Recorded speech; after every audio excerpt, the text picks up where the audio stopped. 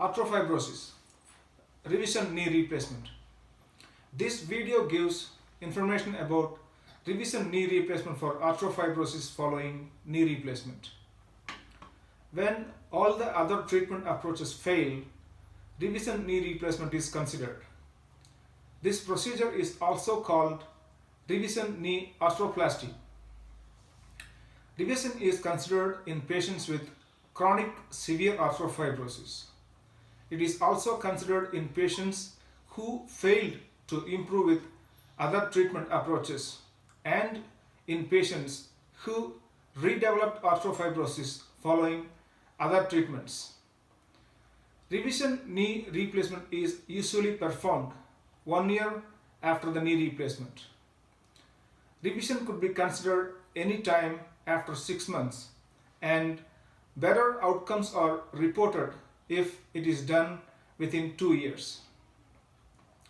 In this procedure, the existing knee prosthesis is removed and replaced with a new prosthesis. Various partial and complete revision procedures have been described. Use of a prosthesis with different level of constraint is described. The revision prosthesis may be of the same size or smaller than the one removed.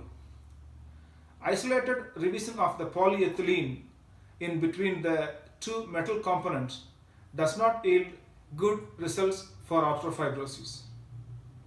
In addition to arthrofibrosis, stiffness of the knee following knee replacement can arise from many other causes.